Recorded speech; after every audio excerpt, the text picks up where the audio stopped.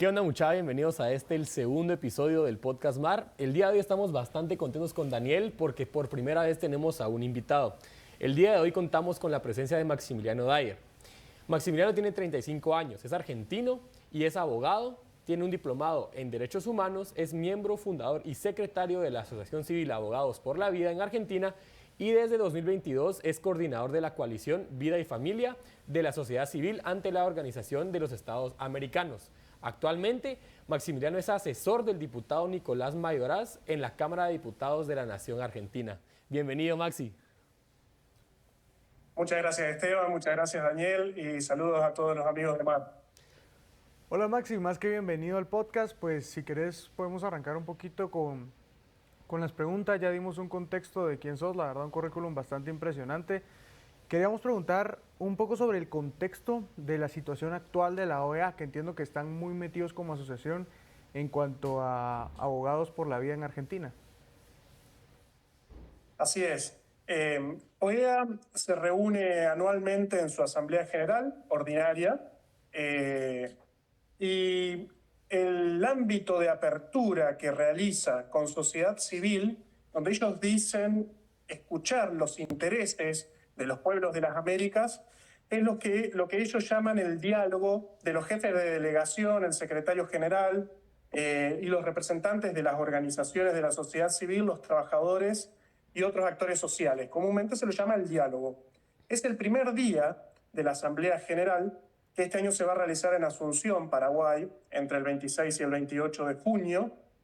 Y en ese ámbito, las organizaciones de sociedad civil que están debidamente registradas ante OEA tienen la oportunidad de realizar ponencias ante las delegaciones de los países miembros y de las autoridades de OEA. Las organizaciones de la sociedad civil están nucleadas en coaliciones, de acuerdo a los temas de interés, digamos, de las organizaciones.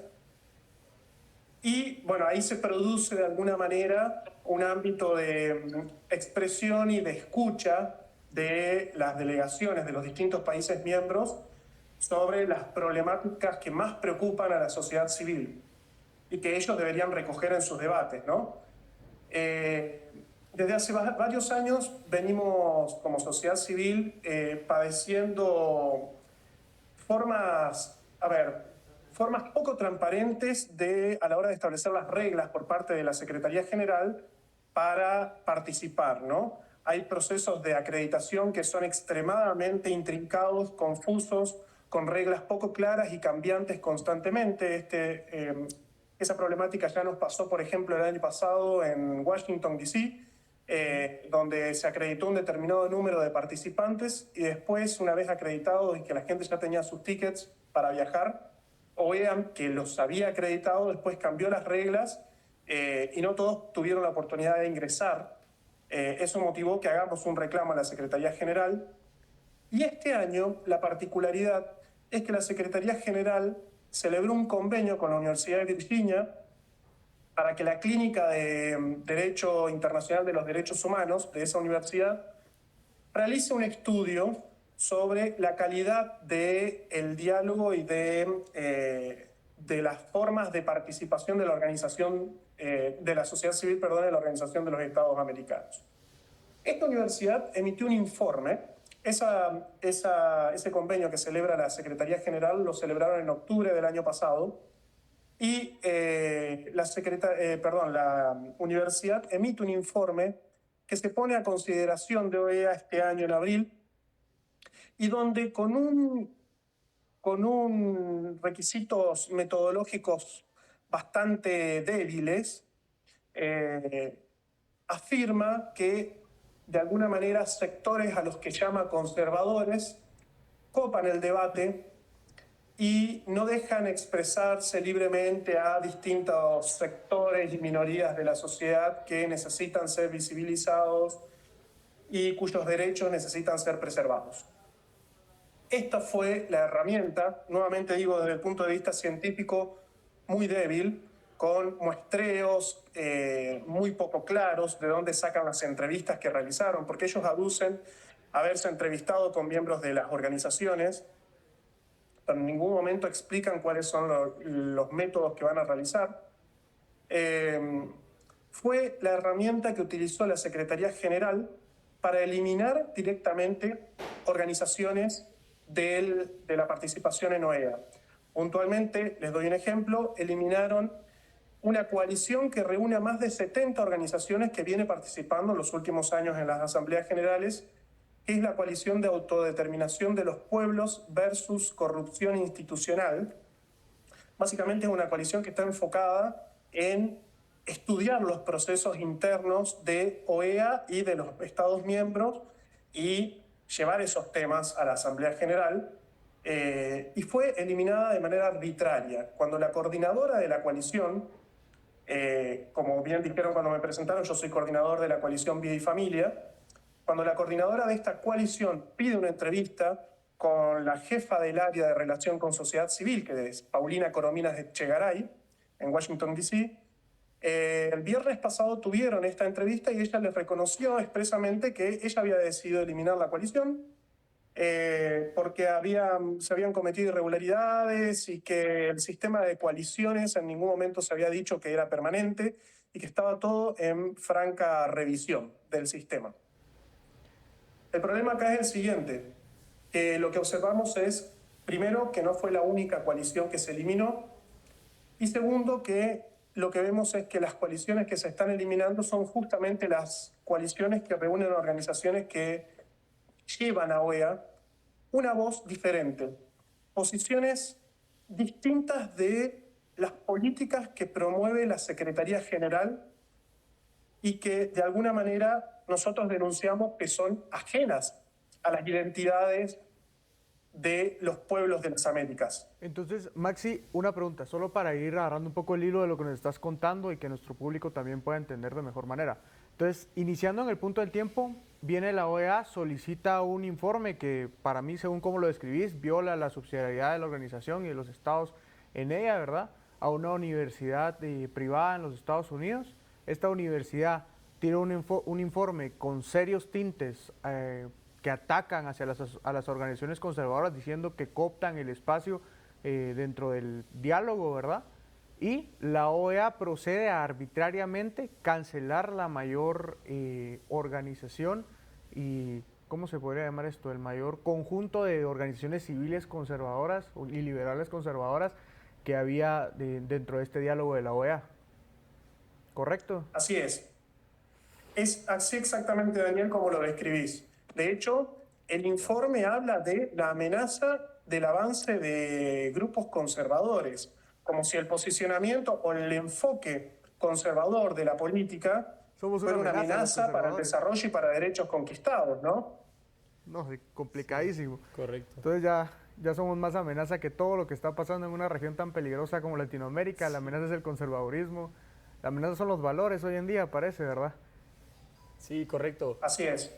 Maxi, y justamente cuando te presentamos también mencionamos que actualmente estás asesorando a un diputado y yo creo que esto es un claro ejemplo de que a la OEA no le gustan los actores incómodos, no le gustan esa gente que no está de acuerdo o no está en la voluntad de poder aplaudir todo lo que ellos hacen y quieren contraponerse a aquellas cosas que realmente no traen ningún beneficio para los grupos que ellos están protegiendo.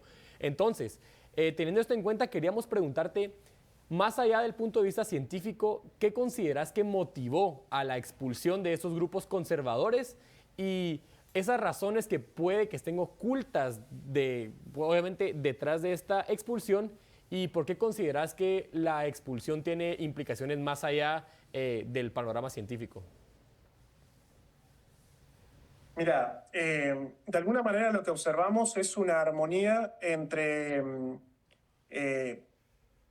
un lobby que intenta imponer en los pueblos de América un estilo de vida y la consagración de ciertos, comillas, derechos que son extraños a la identidad propia de nuestros pueblos y que de hecho van en contra del texto de la norma madre de la OEA, que es la Carta Americana sobre Derechos Humanos. Y justamente nosotros lo que llevamos es esa voz al ámbito de la Asamblea General. Les recordamos a las delegaciones que ellos tienen el deber de honrar lo que es el Pacto de San José de Costa Rica, y que no pueden traicionar justamente los valores y los derechos fundamentales ahí consagrados. Entonces esto incomoda mucho, porque ante un plan que es llevado normalmente gozando de el anonimato y del desconocimiento que los pueblos de las Américas tienen de esos ámbitos, hablo de OEA puntualmente, ¿no? De estos órganos supranacionales, de golpe hay gente que es miembro de los estados y dicen, paren, que acá quienes deciden son las delegaciones, son los estados miembros que tienen sus soberanías nacionales y ante cualquier pretensión de imponer agendas que son ajenas o contrarias a la voluntad y a los valores de sus pueblos, vamos a salir a rechazar y a frenar esto y a denunciarlo, como de hecho estamos haciendo. Entonces eso incomoda mucho y por eso para mí, de alguna manera, se despliegan estos artilugios de cancelación, de censura. Les doy un ejemplo. Los discursos que dan los voceros de las coaliciones, OEA exige que se envíe el texto con anticipación. O sea, ¿qué más parecido a la censura previa? Que alguien me explique si hay algo que sea más parecido a la censura previa que eso. Y además amenazan que si hay modificaciones entre lo que se envía previamente y lo que después realmente se expresa en el momento del diálogo, si hay modificaciones que ellos consideren sustanciales, serán sancionados y la Secretaría General no va a enviar el texto de las ponencias a las delegaciones. Nuevamente, cancelación, ¿no? Okay. Sí. De hecho, la Paulina Corominas, la jefa del área de relación con sociedad civil, le expresó a la coordinadora de la coalición eliminada que ellos habían hecho modificaciones los años anteriores a las ponencias y que por eso había sido uno de los motivos por los cuales ella decidió eliminar la coalición. Fíjense que de alguna manera a la sociedad civil les expresan cuál va a ser la sanción, no enviar el texto de las ponencias, pero ella a la vez generó, nuevamente arbitrariamente y sin el consentimiento de los estados, una nueva sanción, que es directamente eliminar la coalición. Entonces, estamos denunciando también que la falta de un marco jurídico previsible da un amplio margen a la arbitrariedad por parte de quien lleva adelante la administración de OEA, o sea, la Secretaría General, con la anuencia de delegaciones que están muy interesadas en imponer estas ideologías en América, como son las delegaciones de los países como Chile y Canadá, que están actuando fuertemente desde hace varios años en introducir en los documentos de OEA vocabulario con una fuerte carga ideológica y que no responde a otra cosa que a intentos de penetrar en las legislaciones nacionales a través, por arriba, digamos, a través de este órgano que es OEA, ¿no? Sí, Maxi, correcto. Y justamente en Guatemala estamos viviendo un momento político bastante convulso y yo creo que es importante mencionar lo que está pasando en tu país.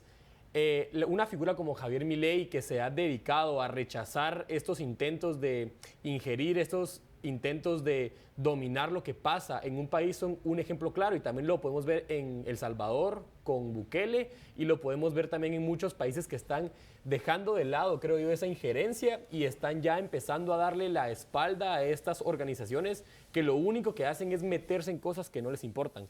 Entonces queremos saber, como una conclusión, ¿qué pensás sobre el alza de estos nuevos actores políticos, de estos nuevos personajes que están rechazando y que se oponen al actuar, por ejemplo, de la OEA? ¿Y cómo crees que va a influir el actuar de estos nuevos personajes políticos con las relaciones con la OEA para el futuro de estos países y en especial de Argentina, verdad? Mira, yo lo que veo primero en mi país y también que veo que va surgiendo en otros países de América y te diría de Occidente en general, porque veo que este fenómeno también está ocurriendo en Europa, ¿no? Es un cambio de época, un cambio de época. De alguna manera, el surgimiento de estos líderes muestra el hartazgo de una sociedad que dijo basta a la imposición de dogmas, ¿no? Y a la aceptación sumisa de estas agendas que vienen impuestas y además extrañas, vuelvo a decirlo, al sentir de los pueblos. Entonces, el surgimiento de estos líderes creo que se da de forma natural en las sociedades, por eso vamos a ver que no está coordinado, pero que va surgiendo en los distintos países como una reacción a intentos autoritarios de imposición por parte de estos órganos que se pretenden de gobernanza mundial, ¿no? Y que nadie los eligió, recordemos eso, porque el pueblo no elige a quienes conducen esos órganos. Entonces también tiene una cuestión de una democracia bastante dudosa. Eso por un lado.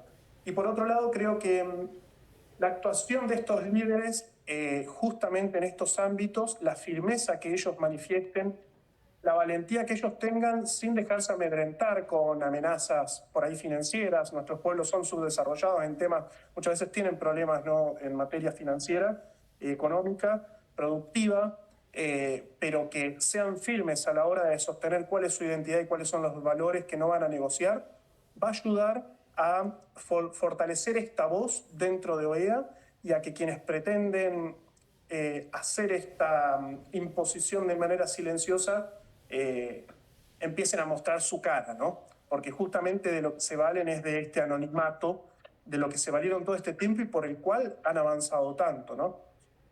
Así que para mí eso, por un lado, creo que es el rol que tienen que asumir estos líderes que van surgiendo y que de alguna manera se van reconociendo entre ellos, ¿no? Bueno, 1.000.000 de gracias, Maxi, por acompañarnos. Gracias por toda la información que nos estás dando, que para mí, sinceramente, me preocupa bastante el papel que está tomando la OEA, las decisiones que está tomando. Agradecemos su trabajo dentro ahí, dando la pelea, no solo porque yo creo que las ideas trascienden fronteras. Yo creo que las ideas son importantísimos y los valores son los mismos aquí, que pues los valores que de verdad importan deberían de ser los mismos aquí en Guatemala, allá en Argentina, en Occidente, en China, en donde sea, ¿verdad? Entonces, como pues guatemaltecos, creemos que es importante. Yo hablando con vos un poco antes, me mencionabas que era importante seguir presionando, apoyar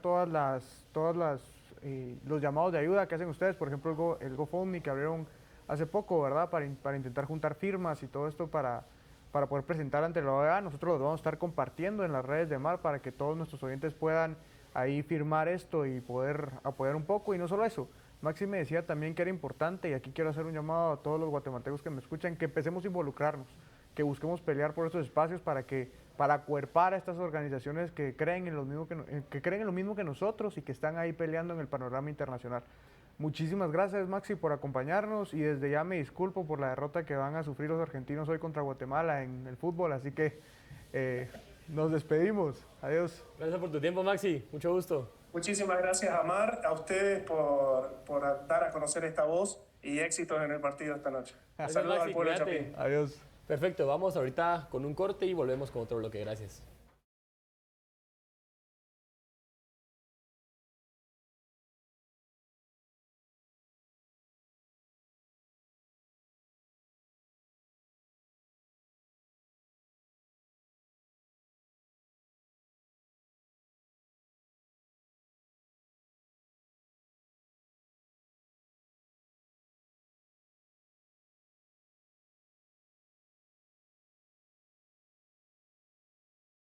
Bueno, vamos a continuar con este episodio. Yo creo que la oportunidad que acabamos de tener de platicar con un invitado con tanta experiencia y que realmente está viviendo el tema de la injerencia y cómo esos organismos actúan de una manera arbitraria. ¿Qué pensarías vos que yo te pida que me mandes un discurso antes para ver si me gusta o no? Y si no, lástima, te Primero, cambiarlo. te saco la madre, así como diría un buen Chapín. Segundo, no participaría jamás en una organización así. Es muy de admirar lo que ellos están haciendo, ¿verdad? Muy de admirar cómo aún dentro de todas estas restricciones logran salir adelante y poder presentar nuestras ideas frente a la organización tan importante como es la OEA. Sí, perfecto. Y justamente en Guatemala yo creo que el tema de injerencia no solo se puso de moda durante las elecciones, porque había un bando que estaba gritando que Estados Unidos se está metiendo y que las cajas electorales y que respeten. Y por otro lado, yo justamente en elecciones fui a comer a un lugar y me encontré con varias personas de la comitiva de observación electoral.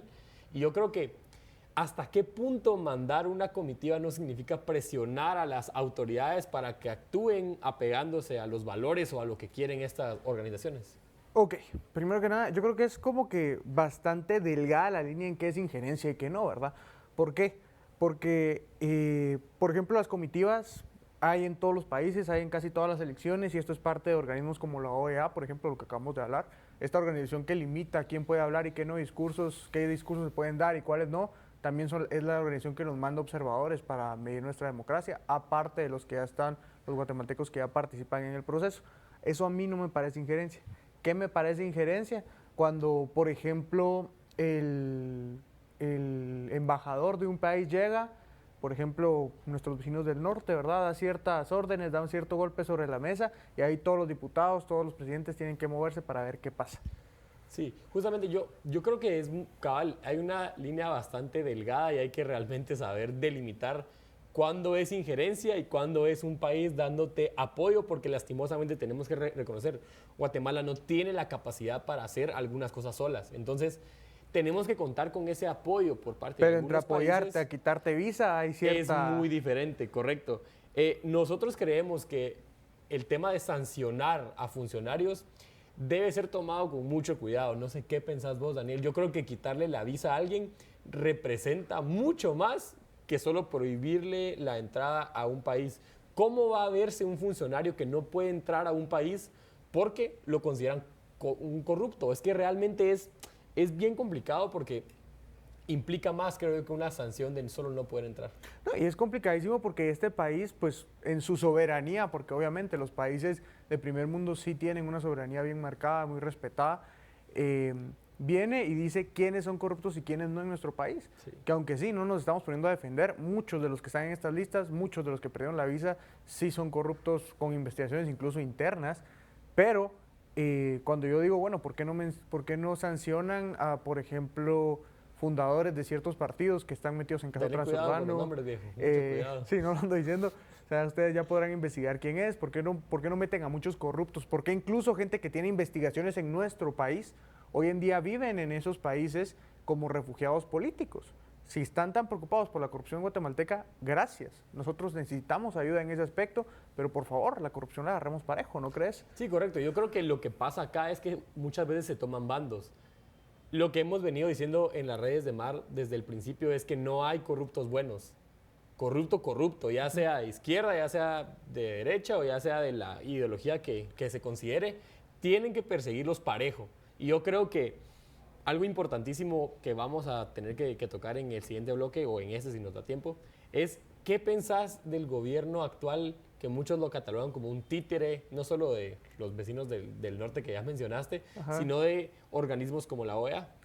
Yo creo que, bueno, si no voy a decir Arévalo directamente es un títere del mundo, de lo internacional, de los organismos internacionales, por lo menos hay que decir, bueno, si no lo es, presidente, ¿por qué está viajando tanto? ¿Por qué nos Yo entiendo que usted tiene cierta deuda por todo el apoyo que ellos le dieron post elecciones para que se asumiera, para lograr apaciguar un poco todo el lío que aquí había en Guate, que eso para mí en cierto punto es injerencia, sea bueno o sea malo los resultados, es injerencia, se están metiendo dentro del país, pero el presidente pareciera que está pagando una deuda, pareciera que está buscando la aceptación, poner una buena cara ante todos esos organismos, porque por ejemplo el viaje que acaba de cancelar ahorita, sí, ustedes me dicen, ¿qué tiene que ver Guatemala en una comisión de amigos de Ucrania? O sea, ¿qué tanto vamos a hacer? ¿Le vamos a mandar a los cabiles? ¿Qué vamos a hacer? Yo no entiendo, ¿sabes? Sí. Genuinamente es solo para ir, dar la cara y quedar feliz ante ellos. Y lo iba a hacer en medio de que el país se estaba destruyendo. Por ejemplo, yo vi justamente un tuit del diputado David Illescas, creo que se llama él, hablando de seguridad alimentaria con Todd Robinson. Explícame, o sea, ¿realmente era necesario irse para allá? Y en los comentarios le ponen a él, y te va a dar tiempo de ir a ver el partido de Guate. Diputados, casualmente estaré ahí, le pone, o sea... Diputados que celebran, incluso no solo él, hay varios diputados de esa bancada y de bancadas afines que celebran el tener... Ya no es bancada, perdón. Varios diputados independientes y de bancadas afines de la bancada independiente más grande del país, ¿verdad? Que celebran el tener visa como que fuera un logro. O sea, estamos hablando de que normalizan tanto la intervención internacional que salen a decir, miren, yo tengo y ustedes no, conmigo se meten y con ustedes no. Perfecto, bueno, y con eso concluimos nuestro último bloque y vamos a pasar a un tema bastante nuevo que es el tema coyuntural. Gracias.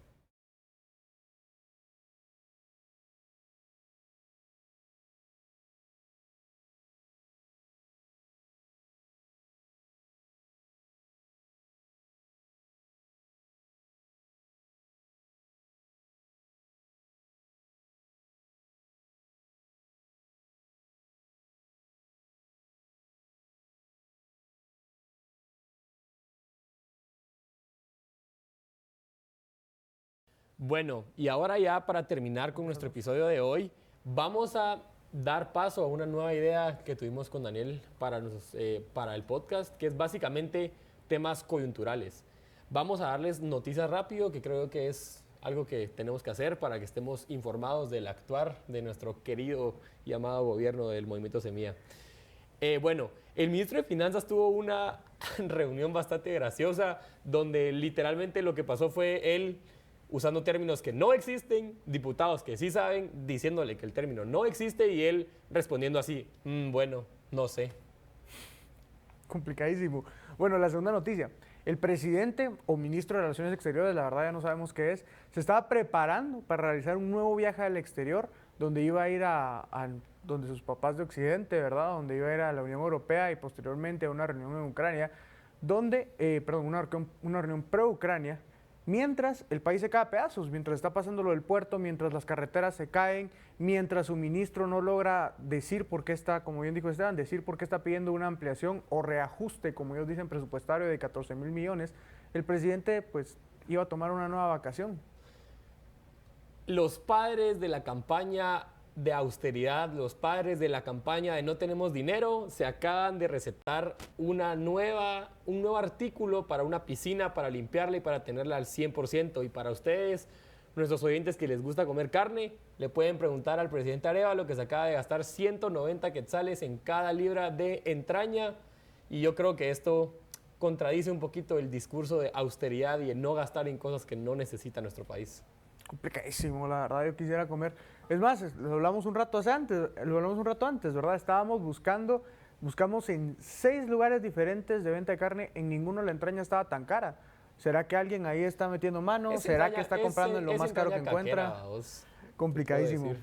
Bueno, por último, y quizá la más preocupante, es la situación que tenemos en Puerto Quetzal. Y es que después de una resolución judicial, hoy en día hay una gran incertidumbre en qué va a pasar en este puerto. ¿Qué es lo que va a pasar para Guatemala? Que si esto no se resuelve rápido, vamos a tener una crisis en la cadena de suministros. Estamos hablando de una crisis económica, estamos hablando de desabastecimiento, estamos hablando de pérdida de empleos. ¿Todo por qué? Por no hacer bueno, esto no es totalmente de culpa del presidente, hay que dejarlo muy en claro, ¿verdad? No todo es culpa del gobierno Semilla, ellos recibieron también ya un país en desastre, pero sí exigimos que se resuelva de manera rápida, por lo menos problemas tan serios como una portuaria en crisis. Correcto, bueno, esto fue el episodio número 2 del podcast MAR y les queremos pedir por favor que estén pendientes a nuestras redes, nos encuentran como mar.wat en TikTok y en Instagram porque se vienen cosas grandes para MAR, estamos organizando distintas mesas técnicas para que puedan tener un acercamiento con un poder del Estado y también estamos terminando de organizar un foro para informarnos más sobre qué está pasando en el panorama internacional con Israel y Palestina. Estén pendientes, gracias. Adiós, un gusto a todos.